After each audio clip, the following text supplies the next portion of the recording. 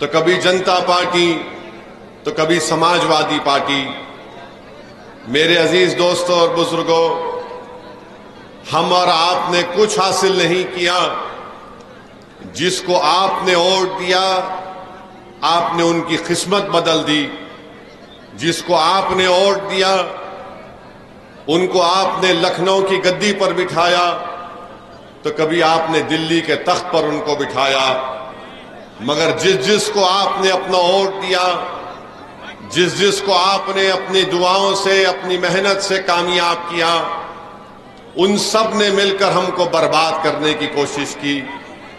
तो मेरी आपसे गुजारिश है कि 25 तारीख के दिन आप अपने वोट का सही इस्तेमाल करिए। पीडीएम इसलिए बनाया गया है ताकि पिछला दलित और मुसलमानों की एक सियासी ताकत उभरे उत्तर प्रदेश में। जब तक आपकी एक आजाद सियासी क़ियादत, लीडरशिप नहीं निकलेगी, हम सिर्फ वोट डालने वाले बनकर रह गए, हम वोट लेने वाले नहीं बन सके। हम एक एटीएम की मशीन बन चुके हैं कि कोई आकर उस एटीएम में पासवर्ड डाल देता है कि फिरका परस्त ताकतों को शिकस्त देना है, तो हम डर के मारे उनको वोट देते हैं। मैंने पहले भी कहा और आज भी कह रहा हूं, आप महिमा पटेल को डर की बुनियाद पर वोट मत दीजिए लिफाफे के निशान पर, बल्कि उम्मीद के ऊपर आप महिमा पटेल का साथ दीजिए। आप असदुद्दीन ओवैसी और पल्लवी पटेल का मोदी या आरएसएस या योगी के डर की बिना पर साथ मत दीजिए, बल्कि पूरे उम्मीद होकर आप असदुद्दीन ओवैसी और पल्लवी पटेल का साथ दीजिए। हम 50-55 साल से सिर्फ डर की बुनियाद पर वोट दे रहे हैं। मैं आपसे बता रहा हूं कि आपको डरने की जरूरत नहीं है। उम्मीद की बुनियाद पर आप वोट दीजिए। डर की बुनियाद पर हम वोट दे रहे हैं, इसीलिए हमारी तकालीफ में इजाफा हो रहा है, हमारी मुसीबतों में इजाफा हो रहा है। तो मेरी आपसे फिर से अपील है, याद रखिए, वोट एक अमानत है, इसका सही इस्तेमाल करिए। यकीनन इंशाअल्लाह ताला हम तमाम की कोशिश यही है कि तीसरी मर्तबा इस मुल्क के, इस देश के प्रधानमंत्री वजीर आजम नरेंद्र मोदी ना बने। यही हम तो कोशिश कर रहे हैं। अखिलेश यादव जो सियासत करते हैं, क्या करते हैं? बोलते हैं कि MY की सियासत करता हूं, फिर कहते हैं कि उन्होंने PDA बनाया, और A का मतलब कुछ भी ले लेते हैं। मगर अखिलेश यादव सिर्फ और सिर्फ यादवों की भी नहीं, बल्कि अपनी परिवार की सियासत करते हैं।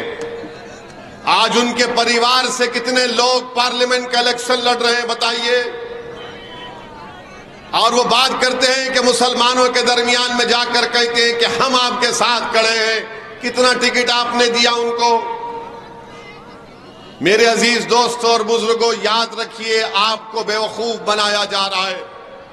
सिर्फ आपका वोट हासिल करने के लिए आपके सामने आकर दिल फरेब बातें की जाती हैं ताकि आपके दिल को खुश कर दिया जाए। बताइए, आज उत्तर प्रदेश में बुलडोजर किस पर इस्तेमाल होता है? बुलडोजर किस पर इस्तेमाल होता है, बताइए। क्या आपने कभी सुना अखिलेश को बुलडोजर के खिलाफ बोलते हुए? इसी फूलपुर से आपने मरहूम अतीक को कामयाब किया था। कोर्ट ने उनको सजा दी जरूर, उनके हाथ में हथकड़ियां थीं। सारी दुनिया के सामने, टीवी चैनल के सामने अतीक को गोली मार दी गई। बोलो वोट डालने वाले, मैं समाजवादियों से पूछ रहा हूं कि क्या तुम्हारा नेता अतीक का नाम ले सकता है? नाम नहीं ले सकते। नाम किसने लिया? असदुद्दीन ओवैसी ने कहा कि हां, कोर्ट ने जरूर उनको सजा दी है, मगर उनका कत्ल हुआ है। कैसे कत्ल हुआ बताओ?